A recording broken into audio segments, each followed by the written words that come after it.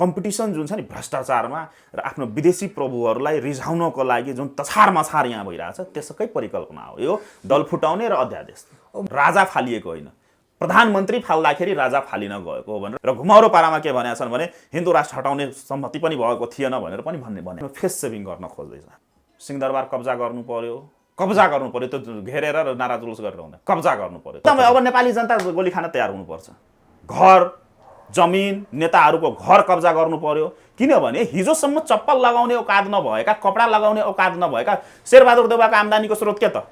त्यो राजमहल नेपालको सबभन्दा सुविधा सम्पन्न घरमा बसेको छ, त्यो कहाँबाट आयो? शेरबहादुरको आम्दानीको स्रोत के? माधव नेपालको आम्दानीको स्रोत के? झलनाथ खनालको आम्दानीको स्रोत के? जनता भोक-भोकै मरिरहेछ, यहाँ चाहिँ सर्प पाल्नलाई 72 करोड 75 करोड चाहियो। एक दिनको प्रचण्डको व्यक्तिगत खर्च 10 लाख भन्दा माथिको छ। डाक्टर मनोज कुमार झाजी आज हामीसँग कुराकानीको लागि हुनुहुन्छ। आज पछिल्लो विकसित घटनाक्रममा केन्द्रित रहेर आज हामी कुराकानी गर्नेछौँ उहाँसँग। स्वागत छ यहाँलाई इन्द्रेणी खबरमा। धन्यवाद। अहिले दल विभाजन सम्बन्धी अध्यादेश आइसकेपछि नेकपा एमाले फुटेर माधव नेपालले छुट्टै दल दर्ता गरिसकेको अवस्थामा नेपाली काङ्ग्रेस माओवादी केन्द्र पनि अब फुट्न सक्छन् भनेर जुन किसिमको विश्लेषण भइरहेको छ, अध्यादेशलाई लिएर चाहिँ नेपाली काङ्ग्रेसभित्रैबाट पनि विरोधको एक किसिमको आवाज उठिरहेको छ, माओवादी केन्द्रभित्र पनि त्यस्तै अवस्था छ। यो बिचमा चाहिँ नेपाली काङ्ग्रेसका नेता कृष्णप्रसाद सिटौलाले एउटा टेलिभिजन अन्तर्वार्तामा अर्ली इलेक्सनको जुन कुरा उठाएका छन्, अब फेरि पनि मुलुक अर्ली इलेक्सनमै जाँदैछ त अथवा कसरी अगाडि बढ्छ? यहाँले कसरी हेरिरहनु भएको छ यो पछिल्लो विकसित घटनाक्रमलाई? धन्यवाद। सबभन्दा पहिला त के छ भने यहाँले जुन भन्नुभयो दल विभाजन सम्बन्धी, नेपाल भन्ने देश जुन इतिहासमा थियो, अहिले नेपाल छैन नि। हामीले इन्द्रेणी खबरमा पनि चर्चा परिचर्चा गरेका थियौँ। यो नेतापाल देश हो क्या। अनि नेतालाई पाल्ने नेपाल नेपाल रहेन, यहाँ नेतापाल भयो। अनि यो नेतापाल देश भइसकेपछि त्यो नेपाल शब्दमै सबै कुरा छुपेको छ, लुकेको छ। यो देश भनेको के हो भने 3वटा विषयमा चलिरहेछ। यो 30-32 वर्षदेखि 2045-46 को तथाकथित जनआन्दोलन र तथाकथित परिवर्तन पछि नेपाल भन्ने देश नेतापालमा परिणत भयो र त्यो नेतापाल देश 3वटा कुरामा चल्दैछ। एउटा विदेशी प्रभुहरूको आदेश, न्यायपालिकाको परमादेश र यी स्वघोषित ठेकेदारहरू, विदेशीका अवैध सन्तानहरू जसलाई मैले भन्ने गरेका छु, तथाकथित राजनीतिक दल, राजनीतिक पसलेहरूको अध्यादेश। यो अध्यादेश जुन दल विभाजन सम्बन्धी अध्यादेश पनि अब टुङ्गो चाहिँ अदालतले नै लाउने भयो, सर्वोच्चमा रिट परिसकेको अवस्था छ नि। त्यही भन्दैछु। अब के छ भने अवस्था सन्दीपजी, सबभन्दा पहिला 46-47 को संविधानलाई जुन यो माओवादी भनाउनेहरूले प्रतिगमनकारी संविधान, प्रतिगमनकारी व्यवस्था भन्यो, ती संविधानले पनि के भनेको छ भने 40% को परिकल्पना गरेको थियो। पछिल्लो पटक हाम्रो उखान टुक्के महाराजले, केपी शर्मा ओली पूर्व प्रधानमन्त्रीले 40% ल्याउँदाखेरि यी 5 भाइले सडकबाट तमासा गरे होइन, केपी ओलीलाई प्रतिगमनकारी भनेर भनेनन् अनि आफूलाई ठुलो अग्रगमनकारी भनेर भनेनन् त हो। अनि अग्रगमन र प्रतिगमन के हुँदो रहेछ भने त देखियो नि त, हैन? यो अध्यादेशले त सबैको अनुहार त देखाइदियो। अब तपाईँ भन्नुहोस्, पहिलो अध्यादेशमा टेक्दाखेरि यो 20% जुन व्यवस्था गरिएको छ, भन्नुको तात्पर्य के हो भने मैले इन्द्रेणी खबरमै मेरो असाढ 28 गतेकै अन्तर्वार्तामा जुन दिन सामान्य सर्वोच्च अदालतबाट फैसला आयो संसद पुनर्स्थापनाको सम्बन्धमा, त्यही दिन मैले के भनेको थिएँ भने अब आजदेखि भेन्टिलेटरमा रहेको संविधान र व्यवस्था मृत भयो। हैन। संविधान र व्यवस्था मृत भएको मैले घोषणा गरेको थिएँ हैन। अनि तपाईको जुन संविधान र व्यवस्थामा टेकेर यिनीहरूले नटङ्की गर्दै थियो त्यो संविधान र व्यवस्था त मृत भएको छ। सर्वोच्च अदालतले नै तपाईको निर्दलीय व्यवस्थाको परिकल्पना गरिदियो हैन। संविधानमै कहीँ व्यवस्था नभएको, कुनै पनि देशको लोकतान्त्रिक प्रणालीमा व्यवस्था नभएको विषयवस्तु जब न्यायालयले व्याख्या गरिसकेपछि यो 20% र 30% र 40% को त अवस्था छैन सबभन्दा पहिला। दोस्रो तेस्रो कारण अहिलेको सरकार भनेको विशुद्ध रूपमा परमादेशबाट निर्दलीय शासन व्यवस्थाको पर्यायको रूपमा अहिलेको सेरु सरकार जुन छ त्यो सरकार शेरबहादुर देउवा सरकार, त्यही भन्दैछु, सेरु सरकार जुन छ अहिलेको, त्यही म भन्दैछु। अहिलेको सेरु सरकार के छ भने परमादेश, विदेशीहरूको आदेश, न्यायालयको परमादेश र निर्दलीय व्यवस्थाको परिकल्पना अन्तर्गत आएको सरकार हो। व्यवस्था र संविधान त जुन यो 2072 को संविधान भनिएको छ, जसलाई मैले टेरर म्यानिफेस्टो 2072 को संविधानलाई त मैले टेरर म्यानिफेस्टो घोषणा गरेको छु। यो टेरर म्यानिफेस्टो हो। यो त्यो टेरर म्यानिफेस्टो जुन यिनीहरूले नै बनाएर यिनीहरूले नै त्यसलाई सार्वजनिक रूपमा सडकमै बलात्कार गरेर आइसियुमा पुर्याए, आइसियुको भेन्टिलेटरमा पुर्याएको अवस्थालाई त सर्वोच्चले त मृत घोषणा गरिदिएको छ। अब यी सबै कुराहरूले गर्दाखेरि त्यो अध्यादेश जब यहाँ निर्दलीय व्यवस्था भइसकेपछि त्यो 20% 30% ल्याउनु भनेको त्यो कुनै तुकको कुरा होइन। यो सब के हो भने 30-32 वर्षदेखि नेपालमा ट्रेन्ड छ। यहाँ त विभिन्न वैदेशिक निकायहरूले अवैध तरिकाबाट त आफ्नो सन्तानहरू जन्माएका छन्, पसलहरू त खोलेका। सुन्नुस् न, दल विभाजन भइसकेपछि त्यही भन्दैछु, त्यतै जाँदैछु म। अब त्यो आफ्नो छोराछोरीलाई पालो शासन सत्तामा त पुर्याउनु पर्यो हो। त्यही तहत के हुन्छ भने यहाँ सत्ताको लागि रडाको मचिरा हुन्छ र भ्रष्टाचारमा त यहाँ राष्ट्रिय सहमति छ, दलीय सहमति, जसलाई यिनीहरूले राष्ट्रिय सहमति भन्दैछन्। अनि त्यो कम्पिटिसन जुन छ नि भ्रष्टाचारमा र आफ्नो विदेशी प्रभुहरूलाई रिझाउनको लागि जुन तछार मछार यहाँ भइरहेछ त्यसकै परिकल्पना हो यो दल फुटाउने र अध्यादेश। माधव नेपालको कुराकानी गर्ने हो भने चाहिँ धेरैले साथ छोडे पनि दल फुटाउन अग्रसर देखिए नि, भित्री कारण के हुन सक्छ?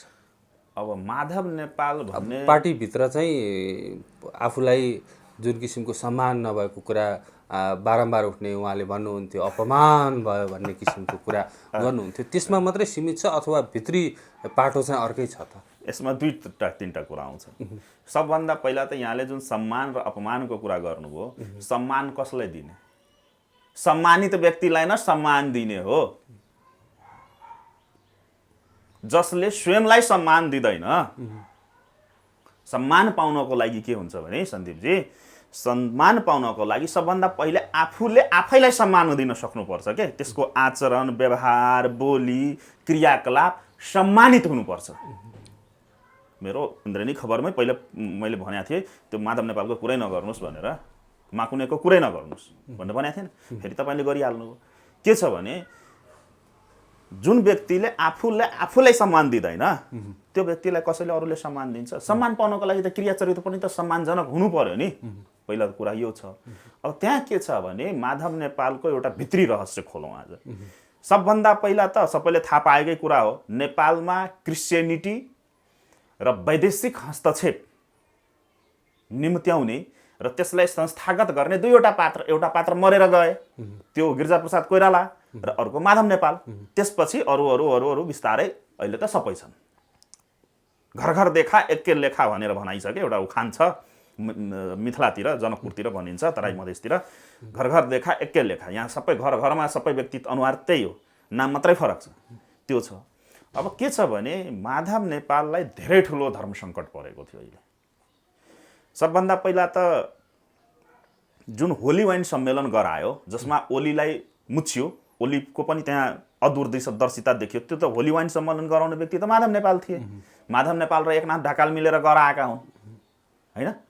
त्यसको प्रमुख अतिथि केपी ओलीलाई प्रधानमन्त्रीको हैसियतले गर्यो। त्यसपछि माधव नेपालको बारेमा जसलाई थाहा पनि हामीले त पहिलेदेखि थाहा थियो, जसलाई थाहा थिएन तिनीहरूले पनि बुझे माधव नेपालको चरित्र। र माधव नेपाल भनेको पहिला रले जन्माइदिएको व्यक्ति पहिलाको, र अहिले क्रिस्चियन र चर्चले प्रयोग उपयोग गरिरहेको व्यक्ति। पछिल्लो पटक यो 3 भाइ सम्मेलन गराएर सडकका 3 भाइको इच्छा पूर्ति गरिदिनको लागि न्यायालयमा बसेका 3 भाइले जुन परमादेश जारी गर्यो, अनि सडकमा भएका 5 भाइ जुन थिए, त्यो 5 भाइ मध्ये त एउटा माधव नेपाल हुन्। अब माधव नेपाल एमालेमै बसेको भए केपी ओलीले बालुवाटार छोड्न बित्तिकै भनिदिएका थिए, बारदलीबाट घोषणा गरे होइन, माधव नेपालको कुनै पनि ठाउँ छैन अब होइन, लाल गद्दार भनेर घोषणा गरे।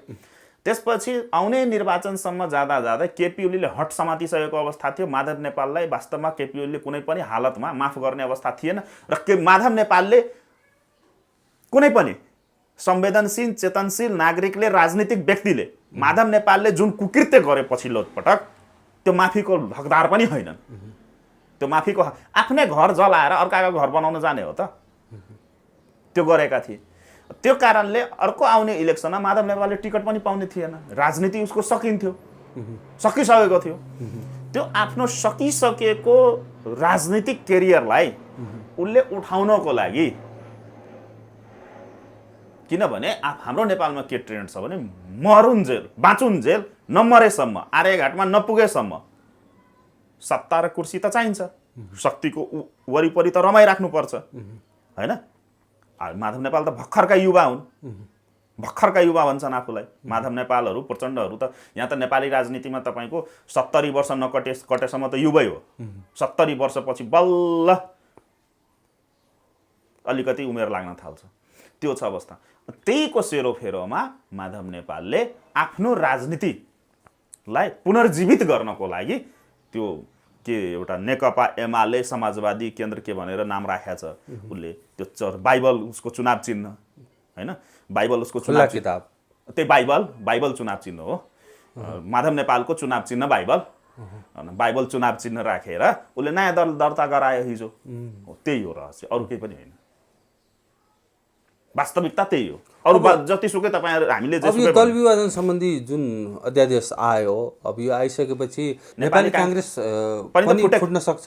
फुटेकै थियो नि त, फुटेको थिएन। नेपाली काङ्ग्रेस प्रजातान्त्रिक होइन लगायतका नेपाली काङ्ग्रेसबाटै फुटेर तपाईँको सानो सानो टुक्राहरू पनि छन्, अहिले पनि छन् होइन। त्यो नेपाली काङ्ग्रेस भिपी के भनेर त्यहाँबाटै निस्केका हुन् होइन र। विगतमा नेपाली काङ्ग्रेस स्थापनै कालमा पनि फुटेका थिए, मातृका प्रसाद कोइराला एकतिर, बिपी कोइराला एकतिर। नेपाली काङ्ग्रेस नजन्मिँदै फुटेको पार्टी पनि त हो नि होइन।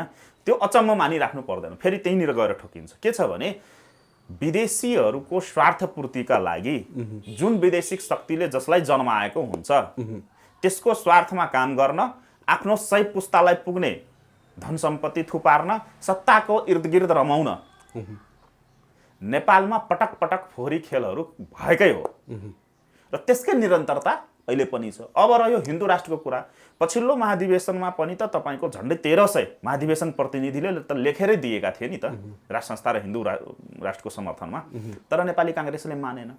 अब बुझ्नुपर्ने कुरा के छ भने जो साथीहरूले, विश्लेषकहरूले जुन कुरा गरिराख्नु भएको छ यस्तो त्यो गरेर कसैलाई देवत्वकरण नगरिदिउँ हामी। कृष्णप्रसाद सिटौलाले भने जस्तो अर्ली इलेक्सनमा जाने भयो, मुलुक त्यतातिर जाँदैछु। सबभन्दा पहिला त केपी ओलीले हिन्दू राष्ट्र ल्याइदेला, काङ्ग्रेसले हिन्दू राष्ट्र ल्याइदेला, त्यो मानसिकताबाट हामी मुक्त हुन सक्नुपर्छ। किनभने तिनीहरूलाई यदि हिन्दू राष्ट्र चाहिएको भए त नेपालमा त हिन्दू राष्ट्र हट्दैन थियो नि त, तिनीहरूले नै हटाएका होइनन्। बाहिरी शक्ति जेसुकै भए पनि सिग्नेचरकर्ता त तिनीहरू नै हुन्, प्रत्यक्ष देख्ने अनुहारहरू त तिनीहरू नै हुन्। भनेपछि कहिलेसम्म हामीले यी दलका नेताहरूलाई, दलपति गुटपतिहरूलाई देवत्वकरण गर्दै र आशा हेर्दै जाने? अबको अवस्था के भयो भने नेपालमा नेपाली जनताले यिनीहरूको विगतका क्रिया चरित्रहरूलाई सूक्ष्म विश्लेषण गर्न सक्नु पर्यो र यिनीहरूलाई निलङ्ग्याउन सक्नुपर्छ। त्यो आफ्नो एउटा पाटो छ। अब अर्को कुरा जुन यहाँले एउटा टेलिभिजनको कार्यक्रममा वरिष्ठ पत्रकारसित बोलेका नेपाली काङ्ग्रेसका पूर्व महामन्त्री भनौँ कृष्णप्रसाद सिटौला जो यो नेपाललाई भड्कालोमा हाल्ने महान कुपात्र गिरिजाप्रसाद कोइरालाका सेनापति पनि थिए। पछिल्लो त्यो तथाकथित शान्ति प्रक्रिया र माओवादी जनयुद्ध धनयुद्ध मनयुद्ध जुन मैले भन्ने गरेको छु त्यसलाई ट्र्याकमा ल्याउने र प्रचण्डका साढुभाइ पुष्पकमल दाहालका साढुभाइ पनि हुन् कृष्णप्रसाद सिटौला र नेपाली काङ्ग्रेसभित्र क्रिश्चियनिटी र पश्चिमा शक्तिलाई छिराउने प्रमुख पात्र पनि त कृष्णप्रसाद सिटौला नै हुन्। हामीले किन बिर्स्यौँ त?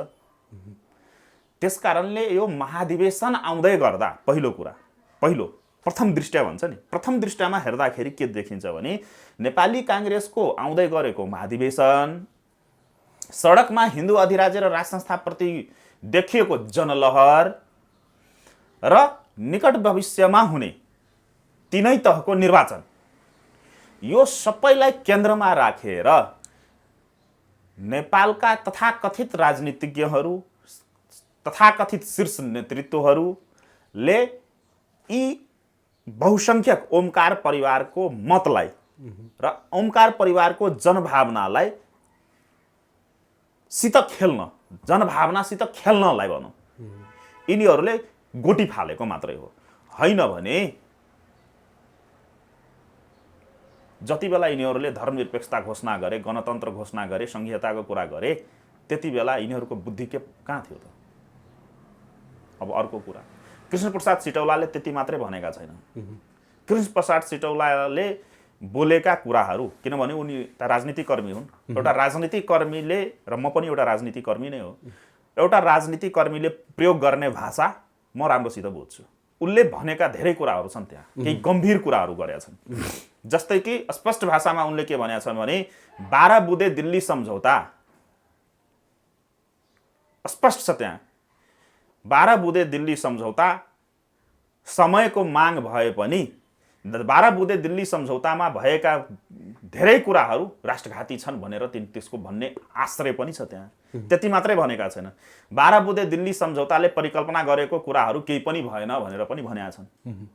अर्को कुरा तिनले के भनेका छन् भने राज संस्था नेपालबाट हटेको होइन भनेर भनेका छन्, जुन मैले भन्ने गरेको छु। मेरो एउटा अन्तर्वार्ता सायद इन्द्रेणी खबरमै पनि छ, मैले के भनेको थिएँ भने नेपालबाट राज संस्था समाप्त भएको होइन। जति बेला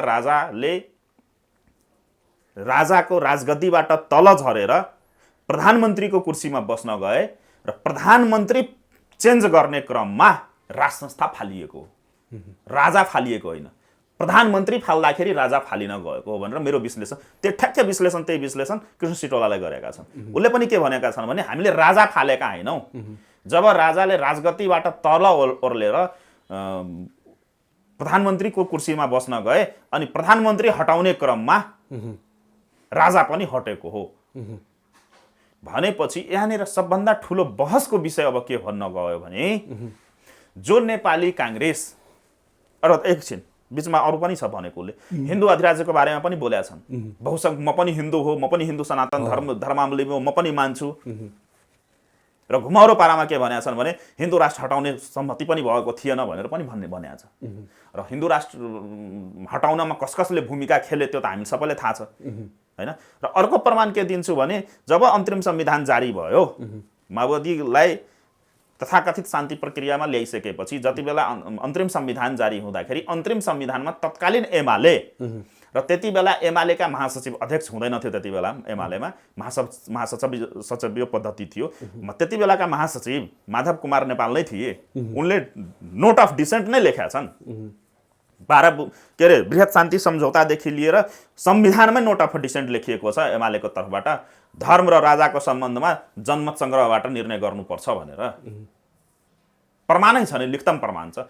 यी सबै कुराहरूले गर्दा र मैले इन्द्रेणी खबरमै आजभन्दा धेरै पहिला 6-7 महिना पहिला खोलेको थिएँ कि जति बेला राजाले संसद पुनर्स्थापना गरे त्यति बेला राजा र दलबीच 5 बुँदे सहमति भएको थियो। त्यो अहिले व्यापक रूपमा धेरै मान्छेले उठाइरहेछ, तर सबभन्दा पहिला खोल्ने व्यक्ति मै हो। त्यो सहमति सम्झौता पनि सामाजिक सञ्जालको माध्यमले आउट गर्ने व्यक्ति म हो। त्यति बेला 5 बुँदे सहमति राजाकोसित भएको थियो। त्यो सहमतिले पनि के देखाउँछ भने त्यति बेला राजा राख्ने कुरा भएको थियो र 12 बुँदे दिल्ली सम्झौता पनि हामीले पल्टाएर हेऱ्यौँ भने त्यहाँ राज संस्था नै हटाउने भन्ने शब्द कहीँ पनि छैन। यी सबै कुराहरूले गर्दाखेरि र 24 घण्टा पहिला मात्रै, 24 घण्टा पनि भएको छैन, 24 घण्टा पहिला मात्रै तपाईँको नेपाली काङ्ग्रेसका तत्कालीन प्रभावशाली भनौँ, प्रभावशाली नेता र यो सम्पूर्ण प्रक्रियाको जन्मदाता अहिले 20 वर्षको राजनीति किचलोको केन्द्रबिन्दु र तत्कालीन गिरिजाप्रसाद कोइरालाका सेनापति, पछि गृहमन्त्री पनि भए। त्यही भन्दैछु, ती व्यक्तिले त्यसरी विश्लेषण गर्नु भनेको के हो भने अब नेपाली जनताले बुझ्न सक्नुपर्छ कि यिनीहरूले जनतालाई भन्ने एक थरी गर्ने एक थरी हुँदो रहेछन्। यिनीहरूले देश र जनतालाई भड्कालोमा हाल्न विदेशी शक्तिहरूको आडमा र तिनीहरूको इसारामा, तिनीहरूको स्वार्थमा यो देशलाई सिद्ध्याउनलाई यिनीहरू प्रयोग गरिएका रहेछन् भनेर त यिनीहरूकै भाषाले अब प्रमाणित भइरहेछ नि। अब त्यस कारणले अब यिनीहरू जब यिनीहरूको चरित्रहरू उदाङ्ग हुन थाले अनि अब यिनीहरूले आफ्नो फेस सेभिङ गर्न खोज्दैछ। राजनीतिमा फेस सेभिङ भन्छ। फेस सेभिङ गर्नलाई बनावटी रूपले, आत्माले होइन बनावटी रूपले, किनभने यिनीहरूलाई त डर छ। डर के छ भने अब सत्य कुरा गरेन भने जनताले काट्छन्। अवस्था त त्यही हुँदैछ नेपालको। र जसबाट खाएर, जसले जन्माइदियो, हुर्काइदियो, पालन पोषण गरेर यहाँसम्म पुर्याइदियो, तिनीहरूको कुरा मानेन भने तिनीहरूले ठोक्छ। अब यिनीहरू चारैतिरबाट घेरिएको अवस्थामा जनतानिर सरेन्डर गर्न खोजेको। र अर्को कुरा के देखिँदैछ भने विदेशीहरूको प्रभाव यिनीहरूमाथि यति भयो कि अब यिनीहरूले विदेशीहरूको प्रभाव र दबाब थेक्न सकिरहेको अवस्था छैन। त्यस कारणले सत्य कुरा यिनीहरूको मुखबाट त्यो भोमिटिङ भए जस्तो भोमिटिङ भएर निस्किरहेको अवस्था छ। यो युटर्न भन्न मिल्दैन यसलाई। यो भोमिटिङ भएको, त्यो साइन्सको, मेडिकल साइन्सको, चिकित्सा शास्त्रको भाषामा भन्यो भने भोमिटिङ गरेको कि यिनीहरूले। अब कति दिनसम्म राखिराख्ने त? अब यो बिचमा कसरी अगाडि बढ्छ अब नेपालको राजनीति? एकदमै धन्यवाद सन्दीपजी। सबभन्दा पहिला त यो सरकार गठन भए दिन नै मैले इन्द्रेणी खबरमै पनि भनेको थिएँ, यो 100 दिने मन्त्रीमण्डल हो। मन्त्रीमण्डल त विस्तार हुन सकेको छैन। त्यही भन्दैछु, यो 100 दिने सरकार हो भनेर त मैले घोषणा गरेको छु, मेरो सामाजिक सञ्जालमा पनि छ हैन। अब 100 दिनमा तपाईँको मन्त्री परमादेश आएको आज झन्डै तपाईँको 1.25 महिना हुन थाल्यो। 1.25 महिनामा तपाईँको क्याबिनेट विस्तार समेत हुन सकेन। 1.25 महिनामा एउटा काम यिनीहरूले अग्रगामी काम के गरे? अध्यादेश चाहिँ ल्याए र अर्को अग्रगामी काम गरे होइन भन्न खोजे होइन, धेरै अग्रगमनका कामहरू गरेका छन् यो शेरू सरकारले। र 5 भाइ सम्मिलित शेरू सरकारले अग्रगमनका काम नगरेका हैनन्, धेरै ठुल्ठुला अग्रगमनका काम गरेका छन्, धेरै ठुल्ठुला। जस्तै कि सरकारको शपथ ग्रहण गर्न बित्तिकै भ्रष्टाचार अभियोगमा फरार रहेका नेपालका प्रहरी प्रशासनले समेत घर खोज्न नसकेका पूर्व गृहमन्त्री प्रधानमन्त्री विजय गच्छदारलाई अदालतमा हाजिर गरेर निर्दोष पनि साबित गर्न लगाए। अब 10 करोडको ठाउँमा 10 लाख धरोटी किसिमले निर्दोषै भयो त्यो गराए।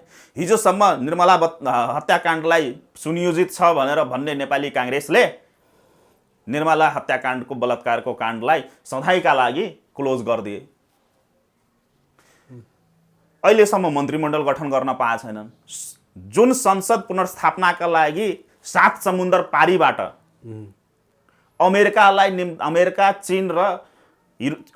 चीन, युरोपियन युनियन, चर्च र भारतलाई नङ्गा नाच नचाउन समेत यिनीहरू भ्याए र विज्ञप्ति निकाले कि ओलीको पालामा वैदेशिक हस्तक्षेप उदाङ्ग भयो भनेर, देशै सिद्ध्यायो ओलीले भनेर भने। तर आफैले यहाँ वैदेशिक नङ्गा नाच गराएर संसद पुनर्स्थापना गरे।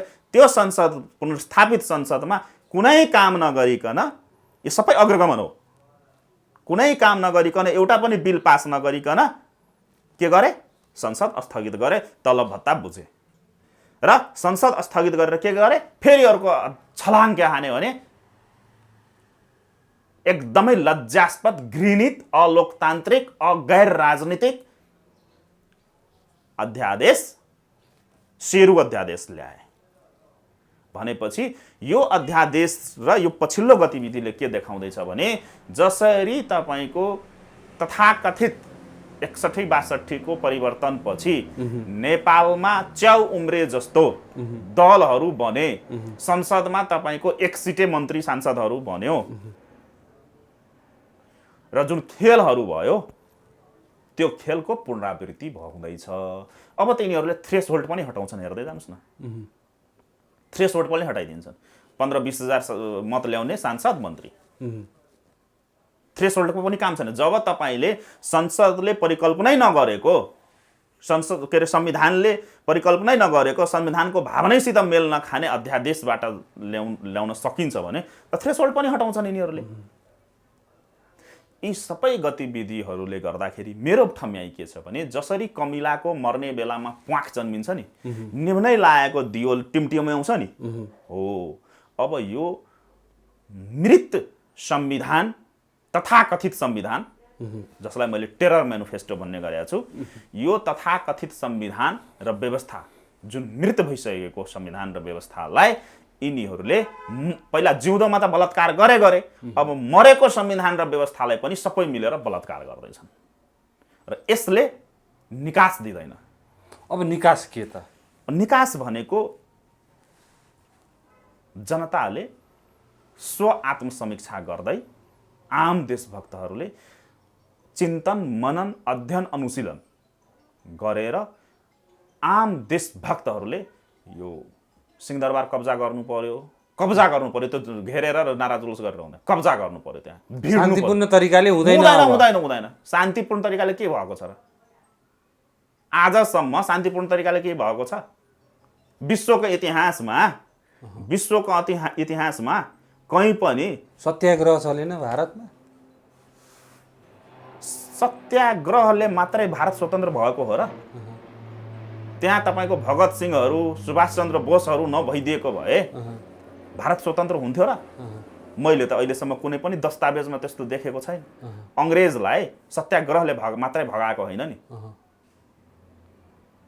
र अर्को कुरा रह्यो कि शान्तिपूर्ण तपाईले कसलाई भन्नुहुन्छ? तपाईले शान्तिपूर्ण कसलाई भन्नुहुन्छ? पुष्पकमल दाहाल शान्तिपूर्ण आन्दोलन गरिरहेका छन् नि अहिले। राष्ट्र संस्था पुनर्स्थापना, हिन्दू राष्ट्र पुनर्स्थापना गर्न चाहनेहरूले हामीले नै गरिरहेछौँ नि। त्यही हो शान्तिपूर्णको विभिन्न पाटो हुन्छ के। सिंहदरबार कब्जा गर्ने भने अब शान्तिपूर्ण आन्दोलन गरेर अगाडि बढ्दैन, निकास दिँदैन, त्यो निष्कर्षमा पुग्नु हो तपाईहरु? यतै भन्दैछु। तपाईले भन्न खोज्नु भएको शान्तिपूर्ण, अब पुष्पकमल दाहालले पनि त आफूलाई बुद्धका अवतार भनेर घोषणा गरेकै हुन् नि त, हैन र? गिरिजाप्रसाद कोइरालाले पनि त आफूलाई शान्तिका दूत भनेर घोषणा गरेकै हुन् नि त। अनि गिरिजाप्रसाद कोइराला नेपाली कांग्रेसको ब्याकग्राउन्ड के त? बुझ्नु भएन कुरा? कुरा के छ भने शान्तिपूर्ण कसलाई भन्ने र अहिंसक कसलाई भन्ने, हिंसक र अहिंसकको क्राइटेरिया के त? पहिचानविहीन भएर मर्नुभन्दा विदेशीको गोली, तातो गोली छातीमा खानुभन्दा, विदेशीको बुट तल पिल्सिएर मर्नुभन्दा आफ्नै दाजुभाइ, आफ्नै सेना प्रहरी, त हाम्रो नेपालका सेना प्रहरी त हाम्रै दाजुभाइ हुन् नि, तिनीहरूले ठोकिदिएको राम्रो नि त। एउटै छ विकल्प, गोली खान तयार हुनुहुन्छ एकदमै। अब नेपाली जनता गोली खान तयार हुनुपर्छ। अब स्पष्ट के छ भने यो रमिता हेरेर अब हेर्नुहोस् न देश कहाँ पुग्यो।